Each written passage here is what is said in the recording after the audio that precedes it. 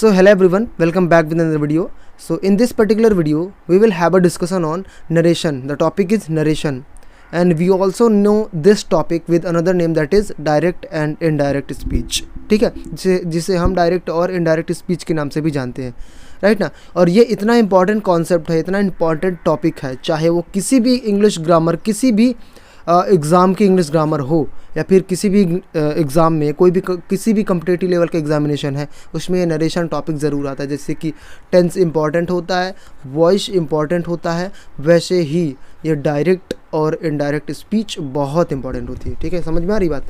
तो टेंस को मैंने ईच एंड एवरीथिंग पूरा क्लियर करवा दिया है, कम्पिटिटिव लेवल से पूरे प्रैक्टिस सेशन भी कराए हैं। वॉइस का मैंने करवा दिया पूरा एकदम से एसएससी सीजीएल लेवल टप की इंग्लिश ग्रामर जो आती है, उसमें आती है सीजीएल, एसएससी सीजीएल में उस टाइप के इंग्लिश के क्वेश्चन हमने सॉल्व किए वॉइस में।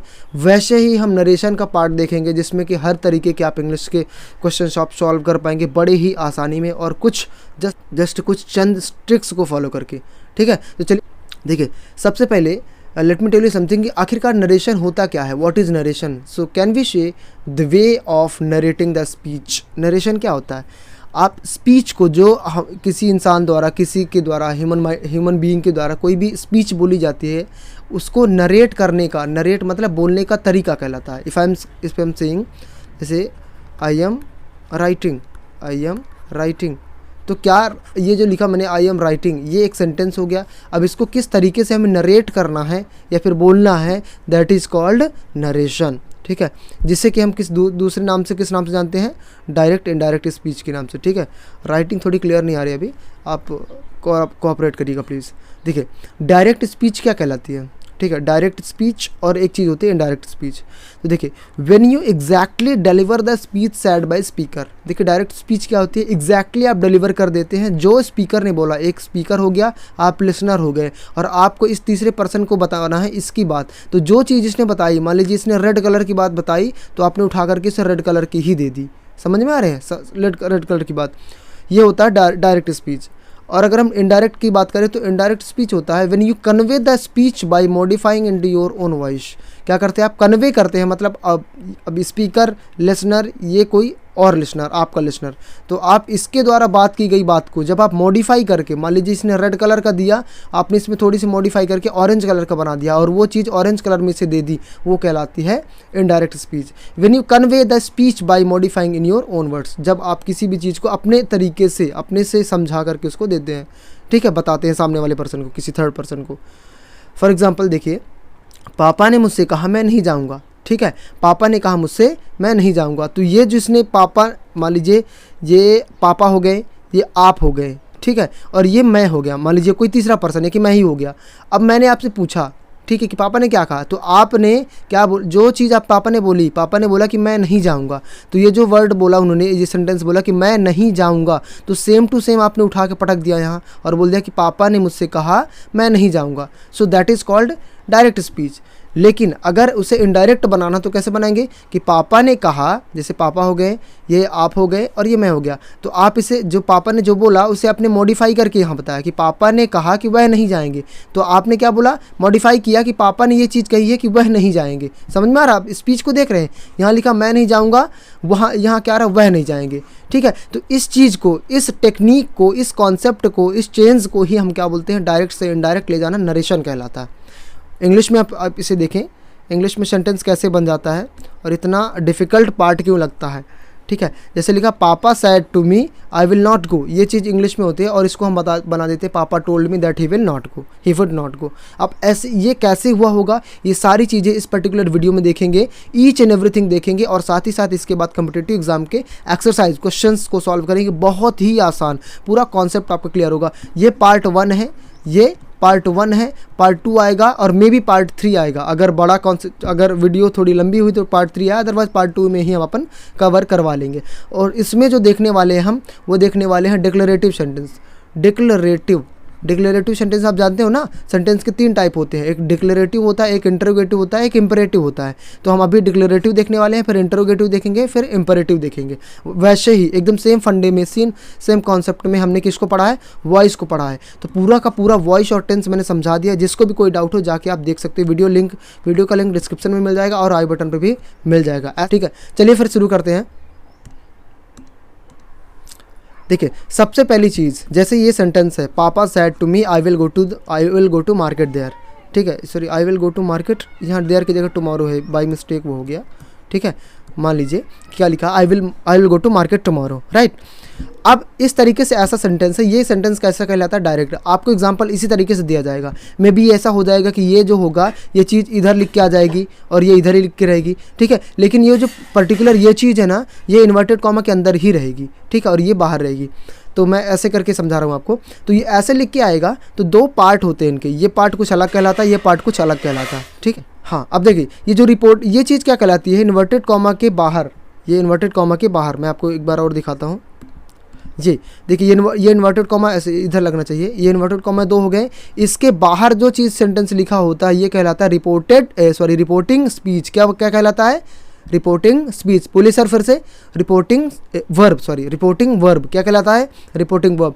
और ये जो इन्वर्टेड कॉमा के अंदर होता है वो क्या कहलाता है, वो कहलाता है रिपोर्टेड स्पीच। क्या कहलाता है बेटू, रिपोर्टेड स्पीच। ये चीज़ आपको क्लियर रखनी है। ठीक है, क्यों, क्योंकि ये जो सेंटेंस है ना, ये स्पीच जो बोली गई है, इसको रिपोर्ट कर रहा कौन, ये वर्ब रिपोर्ट कर रही है, तो रिपोर्टिंग वर्ब कहलाई। और ये क्या कहलाता है कि ये जो स्पीच है इसके द्वारा रिपोर्ट कर दिया गया है, तो रिपोर्टेड स्पीच, रिपोर्ट हो गई है। ठीक है, बता रहा है, तो इसे क्या कहलाते हैं, रिपोर्टेड स्पीच। इतनी चीज़ आपको माइंड में क्लियर होनी चाहिए। एक एक शब्द हम ट्रांसलेट करेंगे, सॉरी, एक एक शब्द, एक एक वर्ड हम पूरे समझेंगे, पूरे कॉन्सेप्ट को, ईच एंड एवरीथिंग, पूरा साइंस समझेंगे, पूरा का पूरा साइंस समझेंगे, कैसे नरेशन कैसे बनता है, डायरेक्ट से इनडायरेक्ट, एक एक वर्ड पूरा सब कुछ सॉल्व करते चलेंगे, स्टेप बाय स्टेप, पूरा स्टेप बाय स्टेप। चलिए फिर शुरू करते हैं। यहाँ तक आपने देखा कि papa said to me I will go to market tomorrow. ये तो थोड़ी यहाँ टुमारो कर लीजिएगा आप। ठीक है, ये बाई मिस्टेक थोड़ी सी मिस टाइप्ड हो गया है। तो ये चीज़ आपने देखा कि रिपोर्टिंग वर्ब होती है, रिपोर्टेड स्पीच होती है। अब हम देखिए क्या करना है, ये चीज़ समझना है कि कुछ रूल्स हैं टू बी मग्ड अप, जिन्हें मगअप कर लेना है बिफोर वी प्रोसीड। हमें आगे पढ़ने से पहले हमें क्या करना, जो रूल्स मैं बताते जा रहा हूँ और पूरा सॉल्व करते जाऊँगा, सारे रूल्स को आपको रट्टा मार लेना। ठीक है, जो मैं आपको बोल रहा हूँ रट्टा मार लेना। देखो, रट्टा मारना अच्छी बात नहीं है, लेकिन कुछ रूल्स एंड रेगुलेशंस होते हैं जिनको रट्टा मारना पड़ता है। और 4 से 5 केवल रूल्स है, और बहुत ही ईजी, इतनी ईजी कि मैं अब क्या बताऊँ आपको, बहुत ईजी। और उसी एकदम स्टेप्स फॉलो करते जाएंगे और सेंटेंस को सॉल्व करते जाएंगे। चलो आगे बढ़ें। अब देखिए, सबसे पहली चीज़, जब रिपोर्टिंग वर्ब से ये डायरेक्ट स्पीच से इनडायरेक्ट बनाएंगे, तो सबसे पहला स्टेप होता है चेंज इन रिपोर्टिंग वर्ब। ये चीज़ क्या कहलाती है, रिपोर्टिंग वर्ब। जी हाँ भाई, अब हमें क्या करना है, इस पे चेंज करना। क्या चेंज करना है वो साइंस समझते हैं। देखो, चाहे वो रिपोर्टिंग वर्ब हो चाहे कुछ भी हो, लेकिन एक तरीके से एक सेंटेंस है कि नहीं है। जैसे मैं बोलूँ, क्या लिखा है, पापा सेड टू मी, तो क्या आप कह सकते हैं कि ये जो लिखा पापा एक सब्जेक्ट हो गया। क्या हो गया, सब्जेक्ट हो गया। ये सैड क्या हो गई, हमारी वर्ब हो गई, और ये मी क्या हो गया, हमारा ऑब्जेक्ट हो गया। समझ में आ रही बात, इतनी बात समझ में आ रही है। ये हमारा सब्जेक्ट हो गया, ये वर्ब हो गया, ये ऑब्जेक्ट हो गया। तो कहने का मतलब एक कंप्लीट सेंटेंस हमारे पास होता है। ठीक है, क्या होता है, कंप्लीट सेंटेंस हमारे पास होता है। अब ये बोल रहा है कि रिपोर्टिंग वर्ब में चेंज करना, मतलब हमें चेंज कहाँ करना है, इसमें चेंज करना है, ये सैड टू में, इसमें बदलाव करना है। ठीक है, समझ में आ रही बात, हमें वर्ब में बदलाव करना है। समझो भाई कैसे वर्ब में चेंज करेंगे। देखिए, यही मैं बता आपको डिक्लेरेटिव सेंटेंस होते हैं, जब तब की बात कर रहा हूँ मैं, ये डिक्लेरेटिव सेंटेंस पढ़ रहे हैं, और दूसरे कॉन्सेप्ट अपन दूसरे वीडियोस में पढ़ेंगे, दूसरे लेसन्स में पढ़ेंगे। तो रिपोर्टिंग वर्ब में जब से टू आए तो क्या बोलते हैं, टेल लिखेंगे। क्या लिखेंगे, टेल। कब लिखेंगे, जब डायरेक्ट से हम क्या बनाएंगे, इनडायरेक्ट बनाएंगे।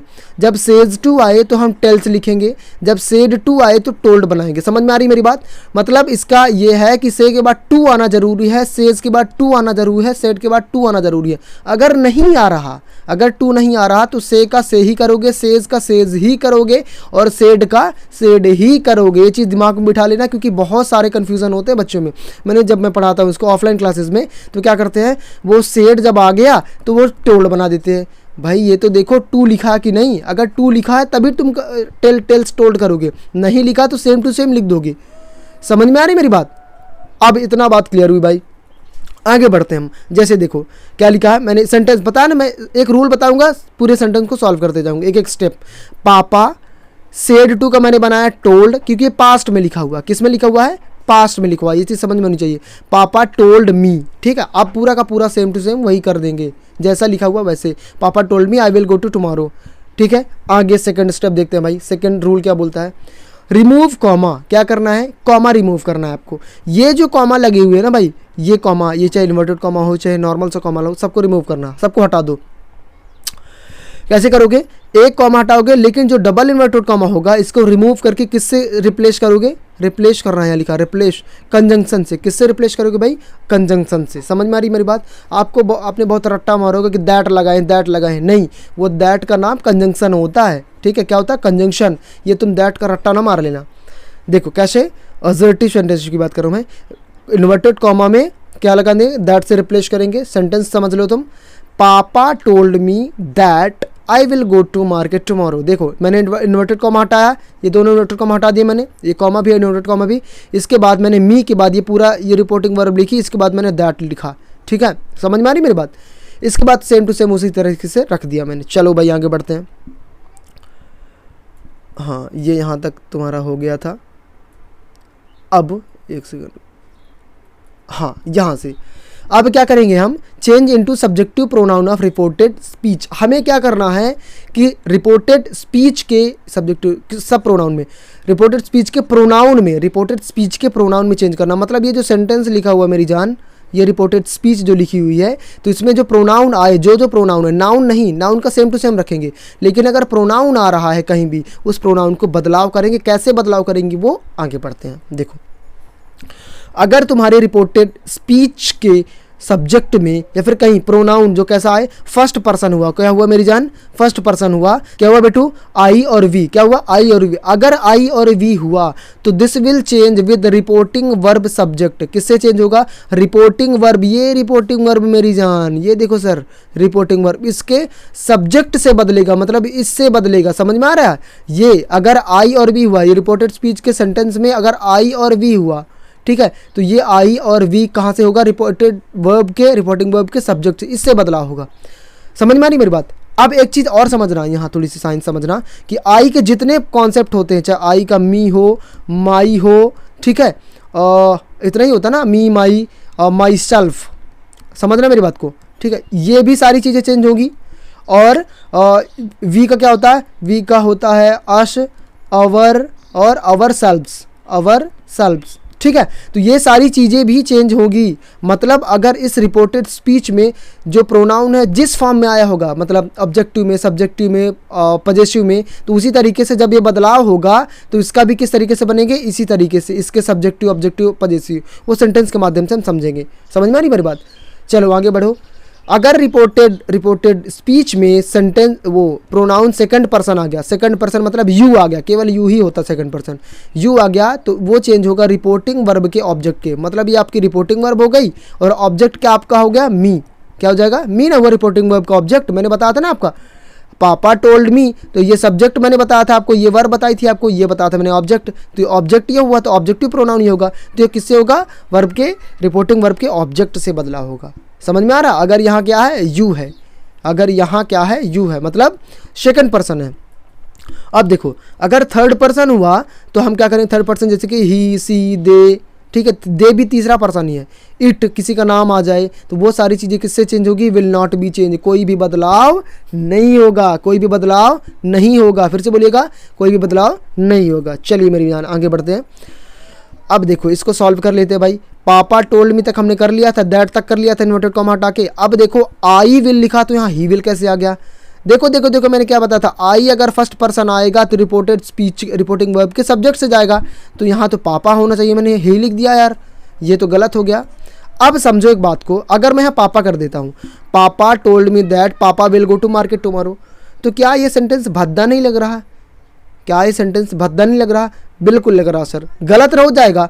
अगर देखो आप बोलोगे तो सही है, ठीक है, लेकिन अगर ग्रामेटिकल अगर आप इसे इंस्पेक्ट करोगे तो ये गलत हो जाएगा, रॉन्ग हो जाएगा, निहायती बकवास हुआ। क्यों? क्योंकि जब हमारे पास एक चीज़ है, एक बहुत ही सुंदर सी चीज़ है, वो है हमारे पास प्रोनाउन। क्या है? प्रोनाउन। प्रोनाउन की चीज़ क्या? प्रोनाउन किस लिए यूज करते हैं?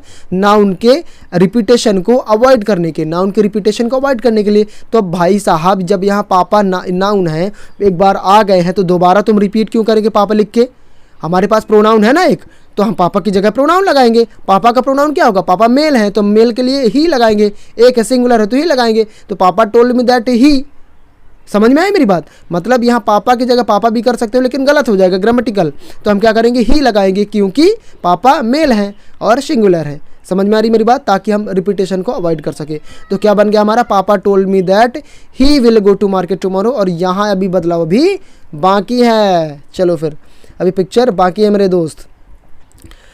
चलो भाई यहाँ तक किया था हमने, हाँ यहाँ तक बदलाव किया था। अब आया हमारा नेक्स्ट स्टेप जो कि बहुत ही इंपॉर्टेंट है और बड़े ध्यान से समझना। Change into tense of the reported speech. जो रिपोर्टेड स्पीच होती है ये रिपोर्टेड स्पीच होती है, ये जो जिस टेंस में है इसमें चेंज करना है। जैसे किस में लिखा हुआ है? I will go to market tomorrow, तो किस में लिखा हुआ है? आप याद करेंगे, फटाफट याद करो। Future indefinite. किस में लिखा हुआ? Future indefinite. तो इसके टेंस में चेंज करना है। प्रोनाउन तो बदलाव कर लिया हमने, ही लिख दिया। अब इसका ये जो टेंस लिखा विल, इसका भी हम टेंस में चेंज करेंगे। बहुत इंपॉर्टेंट पार्ट है, इसे ध्यान से समझना।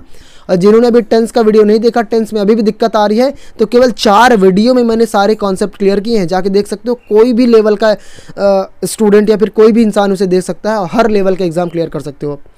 चलो भाई, हाँ, लेकिन एक इंपॉर्टेंट रूल आपको याद रखना है, बहुत ही ध्यानपूर्वक कान खोलकर सुनना, कि अगर if reporting verb is in present और फ्यूचर, अगर रिपोर्टिंग वर्ब मतलब ये चीज़ अगर प्रेजेंट और फ्यूचर में हुई, किस में? प्रेजेंट टेंस में या कि फ्यूचर टेंस में, so there will be no change in the tense of reported speech. अगर ये प्रेजेंट टेंस या फ्यूचर टेंस में हुई तो ये जो रिपोर्टेड स्पीच है, इसके टेंस में कोई भी बदलाव नहीं होगा। मतलब प्रोनाउन वगैरह उसी तरीके से चेंज होंगे, इन्वर्टेड कॉमा हटेगा, दैट वर्ड सब कुछ सही आएगा, लेकिन जो इसका टेंस होगा इसमें बदलाव नहीं होगा। वो चीज़ हम आगे पढ़ेंगे, ठीक है? कैसे? मान लो, थोड़ा सा हिंट दे देता हूँ। अगर यहाँ सैड लिखा है, सैड की जगह सेज आ जाता तो वो तो प्रेजेंट इंडेफिनिट का हो जाएगा। से आ जाता तो भी प्रेजेंट का हो जाता, या फिर हो जाए विल से हो जाता, ठीक है, फ्यूचर का हो जाता। तब हम यहाँ के रिपोर्टेड स्पीच के टेंस में कोई भी बदलाव नहीं करते। कैसे? देखो कैसे होगा, ये चीज़ देख लो। Change into tense, present indefinite, किसमें? प्रेजेंट इंडेफिनिट अगर टेंस सेंटेंस है, समझना, ये जो सेंटेंस है अगर प्रेजेंट इंडेफिनिट हुआ तो बदल के किसमें बनेगा? Past indefinite. मतलब अगर ये रिपोर्टिंग वर्ब पास्ट में हुई, केवल किस में हुई मेरी जान? पास्ट में हुई, तभी जाके रिपोर्टेड स्पीच के टेंस में बदलाव होगा। कैसे बदलाव होगा? अगर सेंटेंस प्रेजेंट इंडेफिनिट का है तो पास्ट इंडेफिनिट का बनेगा। अगर सेंटेंस प्रेजेंट कंटिन्यूअस का है तो पास्ट कंटिन्यूअस का बनेगा। और अगर सेंटेंस प्रेजेंट परफेक्ट का है तो पास्ट परफेक्ट का बनेगा। और सेंटेंस पास्ट इंडेफिनिट का है तो पास्ट परफेक्ट का बनेगा। और लेकिन अगर पास्ट, देखो पास्ट इंडेफिनिट, प्रेजेंट इंडेफिनिट था तो पास्ट इंडेफिनिट बन गया, लेकिन अगर सेंटेंस पास्ट इंडेफिनिट का ही आ गया तो किसका बनेगा? वो पास्ट परफेक्ट का बनेगा। और यहाँ पास्ट कंटिन्यूस ही आ गया तो किसका बनेगा? पास्ट परफेक्ट कंटिन्यूस का। फिर से बोलिएगा, पास्ट परफेक्ट कंटिन्यूस। आगे देखें, अगर पास्ट परफेक्ट आ गया तो उसमें कोई भी बदलाव नहीं होगा। मतलब कहने का ये है, और अदर कोई भी टेंस बचे, future, present perfect continuous, past perfect continuous, सारी चीज़ों का कोई भी वॉइस में बदलाव नहीं होता। मतलब जो भी टेंस होता है वही का वही चेंज, वही सेम टू सेम लिख देते हैं, टेंस में कोई बदलाव नहीं होता। आगे चीज़ें देखिए, बहुत इंपॉर्टेंट चीज़ जो कि मोडाल वर्ब्स जो होती है, can, could, may, might, shall, should, will, would, ये सारी चीज़ें, तो ये सारी चीज़ें क्या होती हैं? इसमें भी कुछ बदलाव होंगे। अगर सेंटेंस में कैन आ गया तो हम कुड लिखेंगे, ठीक है, जब टेंस में बदलाव करेंगे। अगर मे आ गया तो माइट लिखेंगे, और माइट आ गया तो मस्ट लिखेंगे, मस्ट आ गया तो हैड टू लिखेंगे, विल शैल आ गया तो वुड लिखेंगे। क्या लिखेंगे? वुड लिखेंगे। अब एक चीज़ और मैं आपको बता दूं, मैंने टेंस में पढ़ा था, जिन लोगों ने टेंस पढ़ा होगा वही चीज़ आ गई ना कि जो मैंने बताया था। अगर आपने टेंस पढ़ा होगा, वो क्लास देखी होगी, तो ये चीज़ मैंने बताई कि वो चीज़ मैंने बताई थी, मतलब पहले मैंने वो चीज़ बता दी है। तो कि मैंने ये चीज़ बताया था कि विल शैल जो होता है, मतलब फ्यूचर टेंस जो होता है मोडाल का पार्ट होता है। फ्यूचर टेंस की हेल्पिंग वर्ब जो होती है मोडाल की पार्ट होती है विल शैल। तो अगर विल शैल आ गया तो वुड बन जाएगा। अदर कोई भी अगर मॉडल वर्ब आ रहे हैं तो नो चेंज, मतलब कोई चीज़, मान लो ऑट टू आ गया, OUGHT, ठीक है, ऑट टू, नीड नॉट आ गया, नीड नॉट, ठीक है, तो इनमें कोई भी बदलाव नहीं होगा, मतलब जो चीज़ें टेंस है वही हो जाएगा। अब देखो कैसे, पापा टोल्ड, मैंने सेड टू का टोल्ड किया, फिर मी, फिर इन्वर्टेड कॉमा हटा के दैट लगाया, कंजंक्शन लगाया, फिर ये प्रोनाउन में चेंज किया तो ही बन गया, विल का बन गया, मैंने क्या बनाया, वुड, देखो मैंने विल का क्या बनाया, वुड, यहाँ लिखा हुआ ना विल का वुड, तो मैंने वुड कर दिया। और तुमको पता मॉडल वर्ब में हमेशा वर्ब की फर्स्ट फॉर्म लगती है, तो लिख दिया गो टू मार्केट। अब बचा टुमारो, ये भी वाइट है भाई, ये क्या चीज़ है, इसमें भी देखते हैं क्या बदलाव है। अब देखो चेंज इनटू स्पेशल वर्ड्स, क्या करेंगे, चेंज इनटू स्पेशल वर्ड्स। अब ये चीज़ क्या होती है, स्पेशल वर्ड कहलाती है। कुछ स्पेशल वर्ड्स आपके साथ होते, आपके पास होते हैं, उनमें भी हम बदलाव करते हैं, कैसे, वो चीज़ हम देखते हैं। जैसे अगर आपके सेंटेंस में नाउ आ गया तो वो डायरेक्ट स्पीच में नाउ आ गया, नाउ आ गया तो इनडायरेक्ट स्पीच में देन बन जाएगा। नेक्स्ट आ गया तो द अपकमिंग बन जाएगा, टुडे आया तो दैट डे बन जाएगा, सॉरी टुडे आया तो दिस डे बन जाएगा, ठीक है, हाँ सॉरी दैट डे हो जाएगा। टू नाइट का दैट नाइट हो जाएगा, येस्टरडे का द लास्ट डे या फिर द प्रीवियस डे हो जाएगा, टुमारो का द नेक्स्ट डे हो जाएगा, लास्ट का द प्रीवियस हो जाएगा, और अगो का बिफोर हो जाएगा, सो का दस हो जाएगा, दिस का दैट हो जाएगा, दीस का दोज हो जाएगा, और हियर का दियर हो जाएगा। क्लियर है, हेंस का देंस हो जाएगा। इतनी सारी चीज़ें आपको रट लेनी है। इसका स्क्रीनशॉट सबका ले रहे हो ना, स्क्रीनशॉट लेते जाना बहुत इंपॉर्टेंट है, हो सके तो नोट्स बनाते जाओ, ठीक है, लेकिन स्क्रीनशॉट बेस्ट रहता है क्योंकि जल्दी रहती है। अब देखो ये सारी चीज़ें होती है कैसे, अब देखो बदलाव कर रहे थे हम भी भाई। पापा टोल्ड मी दैट, इतना बदलाव किया था, that he would go to market tomorrow. अब टुमारो की जगह यहाँ देखोगे टुमारो लिखा है, तो टुमारो की जगह हमने क्या किया है, टुमारो की जगह हमने क्या लिखना, द नेक्स्ट डे, तो मैंने देखो द नेक्स्ट डे कर दिया। है आसान कि नहीं, है आसान कि नहीं, बिल्कुल बहुत आसान है। Papa told me that he would go to market the next day.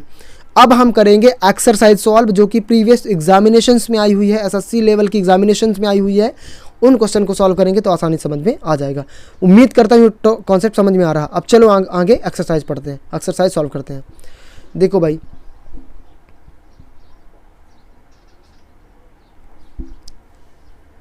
मैं थोड़ी सी पेंसिल का कलर चेंज कर लेता हूँ, मान लीजिए ये ग्रीन कर लिया, ठीक है।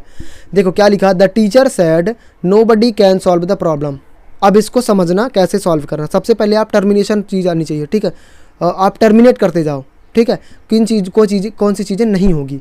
देखो सबसे पहली बात यहाँ लिखा द टीचर सेड, तो मैंने आपको बताया है अगर टू आए तब हम टोल्ड बनाएंगे, नहीं आ रहा तो टोल्ड टेल्स कुछ नहीं बनाएंगे, मतलब सेड का सेड ही रहेगा। देखो भाई द टीचर सेड, इसमें भी है द सेड, मतलब ये तो गलत हो गया, टीचर ही गायब कर दिया भाई। द टीचर सेड ये भी सही है, द टीचर सेड ये भी सही है। अब क्या कॉन्सेप्ट क्या बोलता है, इन्वर्टेड कॉमा हटाओ, इन्वर्टेड कॉमा हटा के दैट लगाओ, दैट इसमें भी है, इसमें भी है, इसमें है, बिल्कुल सही भाई। बोल रहा है nobody can solve the problem, nobody इसमें लिखा है ये भी आ सकता है, और नोबडी इसमें भी लिखा ये भी आ सकता है, नोबडी इसमें भी लिखा ये भी आ सकता है। अरे क्या बात है भाई, तीनों लंबी रेस के घोड़े हैं, लास्ट तक जाएंगे। अब देखो यहाँ कैन का हमें क्या बनाना है, कुड बनाना है मेरी जान। आपको याद होगा मॉडल वर्ब में कैन का कुड बनाते हैं, तो यहाँ शुड बना दिया, मतलब ये गलत हो गया। यहाँ ये तो वैसे ही गलत है, नोबडी कुड ये आ रहा है, यहाँ कैन का कैन रखा तो गलत हो जाएगा, ठीक है, क्योंकि ये पास्ट में है ना रिपोर्टिंग वर्ब, तो हम टेंस में चेंज करेंगे तो कैन का कुड बनेगा, तो मतलब ये भी गलत, ये भी गलत, ये भी गलत, हमारा आंसर सही हुआ कुड वाला, कैन का कुड बनता है। देखो कितना आसान है, एकदम आसान। अरे एक सेकंड, हाँ चलो आगे देखो। Rajni said to me a rabbit bit me in the park. Rajni मुझसे कहा कि एक अब देखो हिंदी वाले तुमसे ना आए तब भी तुमसे बन जाएगा। देखो सैड टू का तुम्हें कन्फर्म है कि टोल्ड बनाओगे, तो रजनी टोल्ड मी सही है, टोल्ड मी सही है, टोल्ड मी सही है। आस्ट मी ये गलत हो गया भाई, ठीक है, क्योंकि आस्ट मी वाला भी हम नहीं पढ़ रहे हैं, बाद में पढ़ेंगे। और एक चीज़ मैं आपको बताना भूल गया, अभी बता दूं कि जो रिपोर्टेड स्पीच होगी ना ये डिक्लेरेटिव होगी। डिक्लेरेटिव मतलब या तो सेंटेंस अफर्मेटिव में होगा या सेंटेंस निगेटिव में होगा, ना तो इंटरोगेटिव में नहीं होगा और ना ही इंपरेटिव में होगा, ठीक है, ये सेंटेंस नहीं होगी। तो मतलब ये सारी चीज़ें किस में, अफर्मेटिव में है और निगेटिव में, ये सारी चीज़ें हो सकती है। हाँ भाई इन्वर्टेड कॉमा हटा के दैट लगाया, दैट लगाया, दैट लगाया है, और रैबिट है, और रैबिट है, और रैबिट है, बोल रहा है क्या से। अब क्या करना रह गया, अब टेंस में चेंज करो, rabbit bit me in the park, मतलब ये पास्ट की बात कर रही है, तो मतलब ये सेंटेंस किसका है, पास्ट इंडेफिनिट। कैसे पहचाना मैंने, क्योंकि इसमें हेल्पिंग वर्ब नहीं लगी है। अगर हेल्पिंग वर्ब लगी होती और से कन्फर्म लगी होती तो मतलब सेकंड टेंस किस में होता, बता जल्दी बताओ किस में होता। अगर हेल्पिंग वर्ब लगी होती और सेंटेंस में वर्ब की सेकंड थर्ड फॉर्म होती तो ऑब्वियस बात है परफेक्ट में होता सेंटेंस, लेकिन यहाँ हेल्पिंग वर्ब नहीं लगी, मतलब पास्ट इंडेफिनिट की बात हो रही है। और पास्ट इंडेफिनिट किस में चेंज होता है, फटाक से याद करो, पास्ट इंडेफिनिट हाँ, पास्ट परफेक्ट में जाएगा। तो यहाँ हैज़ लगा मतलब प्रेजेंट परफेक्ट बना दिया, यहाँ बिट का बिट ही कर दिया, ये भी बिट का बिट कर दिया, मतलब हमारा सेंटेंस हुआ सेकंड वाला सही। मतलब rabbit had bitten, past indefinite किस में जाएगा? पास्ट परफेक्ट में। देखो पूरा का पूरा सेंटेंस पढ़ने की ज़रूरत नहीं मेरी जान, हमें वैसे ही मिल गया। ऐसे आपको आपके एग्जामिनेशन में भी सॉल्व करना है। अरे फिर से गलत हो गया, एक सेकंड। हाँ, नेक्स्ट एग्जाम्पल है Abhi said to me your parents are waiting for you. ठीक है, अभी सैड टू मी का हो जाएगा टोल्ड मी, आस्क्ड मी नहीं होगा, गलत हुआ, टोल्ड मी, इतना तक सही है। दैट का दैट तुम करोगे, कंजंक्शन लगाओगे। Your parents are waiting for you, your parents सही है भाई, सब्जेक्ट लिखोगे। हिज पेरेंट्स, ठीक है, हिज पेरेंट्स, माई पेरेंट्स, ये एक तो गलत हो गया, माई पेरेंट्स। अब देखो समझो बात को, मैंने तुमसे बताया था कि प्रोनाउन में चेंज हो गया मेरी जान। तो मैंने ये चीज़ भी तो बताई थी कि जितने भी कॉन्सेप्ट हो गए, चाहे सब्जेक्टिव होगा, चाहे ऑब्जेक्टिव होगा, चाहे पजेसिव होगा, सब में बदलाव होंगे यार। तो ये योर पेरेंट्स है, तो योर ये भी तो प्रोनाउन है। ये कौन सा प्रोनाउन है? पजेसिव प्रोनाउन हो गया ना, ये पजेसिव एडजेक्टिव हो गया। तो इसको हम बदलाव के किस में करेंगे? इसमें भी पजेसिव करेंगे। अब यू का पजेसिव है ना, तो यू किस में चेंज होता है? बताओ, रिपोर्टिंग वर्ब पे ऑब्जेक्ट से चेंज होता है, तो ये इधर आएगा, मी आएगा। तो मी इसका इससे जब चेंज हुआ तो मी का पजेसिव क्या होगा? तो सबसे पहले मी का सब्जेक्टिव बनाओ, तो मी का सब्जेक्टिव होता है आई, और आई का पजेसिव क्या होता है? आई का पजेसिव क्या होता है? आई का पजेसिव क्या होता है? फटाफट बताओ जल्दी से। आई का पजेसिव क्या होता है? आई का पजेसिव माई होता है। तो क्या हो जाएगा? My parents. तो यहाँ योर पेरेंट्स तो होगा नहीं, हिज पेरेंट्स भी नहीं होगा, एक तो गलत ही हो गया। तो हमारा बचा क्या? My parents. बचा क्या हमारा? My parents. पूरा देखने की ज़रूरत ही नहीं है, यहीं से क्लियर हो गया। ठीक है, ये तो आस्ट से क्लियर हो गया, ये हिज योर होगा नहीं, बचेगा माई पेरेंट्स, क्योंकि ये किससे जा रहा है? इससे चेंज हो रहा है ना भाई। तो आई, मी का सब्जेक्टिव आई होता है और बन जाता माई, क्योंकि ये पजेसिव है तो हम पजेसिव ही बनाएंगे, तो माई पेरेंट्स हो गया। आगे चलोगे तब भी चेंज हो जाएगा, क्योंकि आर का वर है। तो हाँ, अच्छा, ये भी सही किए हैं। ठीक है, तुम्हारा सेंटेंस ये वाला सही हुआ, क्लियर हुआ। तो ऐसे आपको सेंटेंसेस सॉल्व करने हैं, कितना आसान होता है। मैं आपको एक्सरसाइज दूसरी दे रहा हूँ, इसे आपको खुद करके मुझे कमेंट सेक्शन में ये चीज़ें बतानी है। ये देख लो आप, फटाफट स्क्रीनशॉट ले लो। ये 2 क्वेश्चन है, बढ़िया क्वेश्चन है, बड़ी सुंदर से हैंडसम से नहा धो के तैयार हुए हैं। इन सेंटेंस को आप सॉल्व करो और मुझे कमेंट सेक्शन में बताओ कि इनका आंसर क्या होगा। और ये पार्ट 1 था, पार्ट 2 पार्ट 3 अपन लाएंगे, सारे कॉन्सेप्ट आपके बड़े आसानी से क्लियर कर लेंगे। सो उम्मीद करता हूँ वीडियो आपको पसंद आई होगी। अगर वीडियो यूजफुल लगी तो लाइक करना, शेयर करना। मिलते हैं नेक्स्ट वीडियो में किसी नया टॉपिक के साथ, तब तक के लिए अलविदा। जय हिंद, जय भारत।